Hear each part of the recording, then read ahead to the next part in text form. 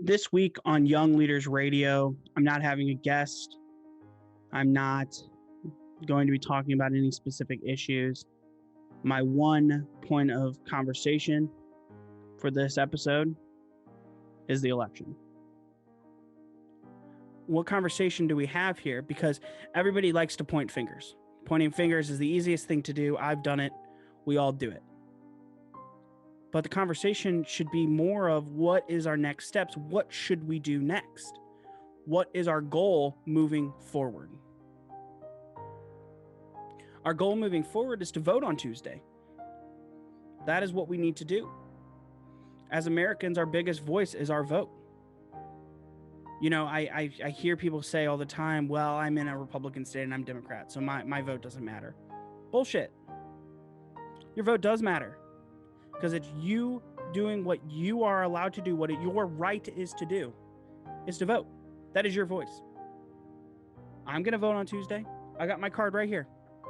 I'm voting. I will be waiting in line Tuesday morning to vote for who I think is best for president. That is my goal. I didn't vote early. I didn't vote by mail, which I think both are legitimate options. I chose to vote in person. That is my right to choose to do that.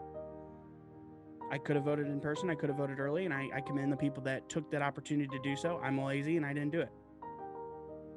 We have 93 million people in our country that have decided to vote early. Do those votes not count since they're mail-in or since they're early votes? No, they count. And they will count. At the end of the day, it's okay if you don't agree with everybody. It's okay if you have issues with people. When you're communicating about politics, which is something that we need to do as Americans, is talk about politics, be able to listen and to understand what other people are saying. You might not agree with them. What they're saying might anger you. You might think not so nice things about them. But at the end of the day, they have the right to believe whatever they want to believe. Doesn't make it right, doesn't make it wrong. You don't have to think the way they think, but be open to the conversation. Because if we're not open to the conversation, then nothing is ever going to get better in our country. Every issue is important. Every conversation is important. I encourage you that your biggest thing right now is to vote on Tuesday. That is the biggest thing that you need to do. If you're registered to vote, vote.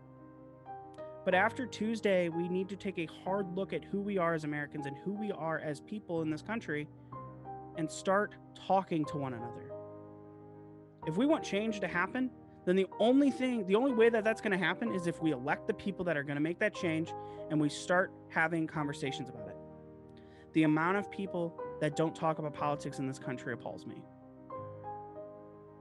We have to talk about it. Even if you don't agree with someone, have a conversation with them. You might walk away not thinking anything different of that conversation.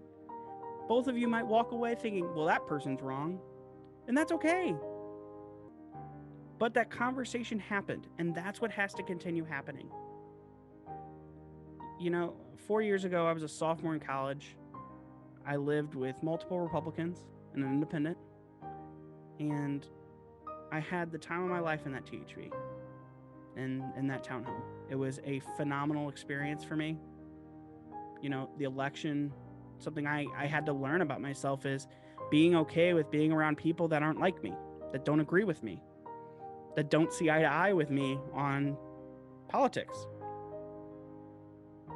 229,000 people in our country plus, it's increasing every day, have died from COVID-19. 90 million and plus. 90 million plus people have voted early in this election. Go vote. If you want your voice heard, cast a vote on Tuesday. That's what's important. That's what you need to do. That's what you need to do.